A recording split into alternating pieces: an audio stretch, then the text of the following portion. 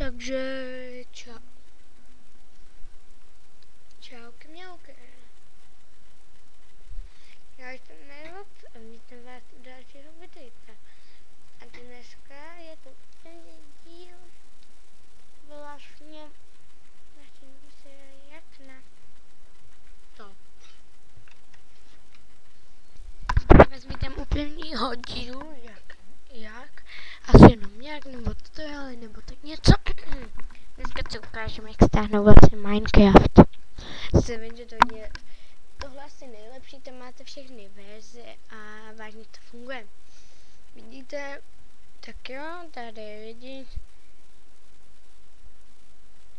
Takže vidíte, takhle, bla bla bla. Tady pak dáte stáhnout ten kód SRSC. Pak se vám tady dáte vlastně uložit soubor, jako tak, a nemusíte mít na to lineár ani nic. Teď se vám to stáhne. Chvilku počkáme. A se uděláme s tím střih, jelikož to trvá 7 minut, takže zatím.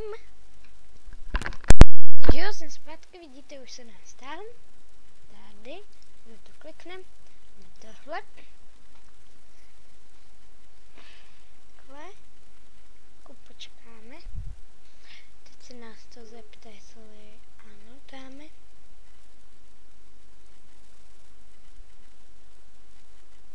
Tady dáme next, tady si vyberete kam.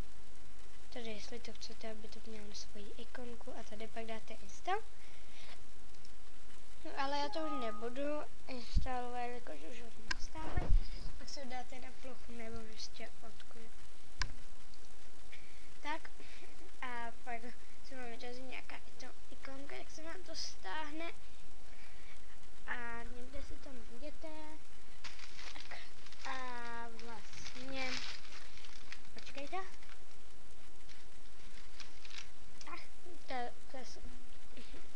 A vždycky, když vyjde nová verze, tak po měsíce vám ji tam tohle začne dávat.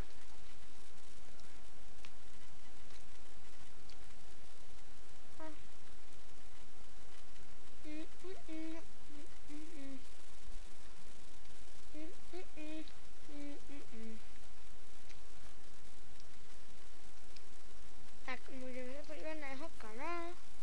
Okay.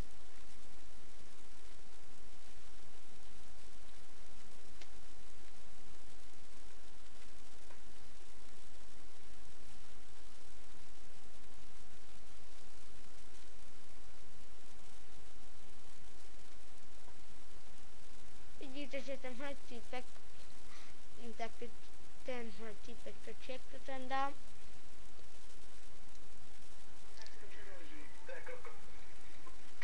Když se na ně budete, když se na ně budete chtít podívat, tak bude v popisku videjka.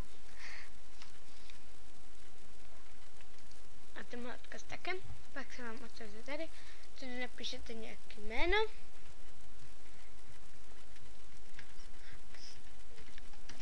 Většinou vám to dá.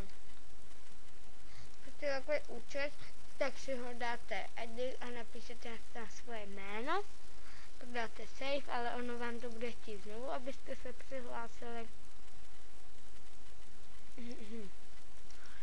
Takhle, vidíte, vás to vyhodí. Můžete tam být stejně účtu, ale dáte jenom play a přinese vám Minecraft. A už to má skin, ale jak dá skin, se ukážeme příště. Takže doufám, že vám tenhle tutoriál pomohl. A pokud ano, zanechte like, komentář, odběr a nebo tohle videjko sdílejte. Takže zatím čauky mňauky.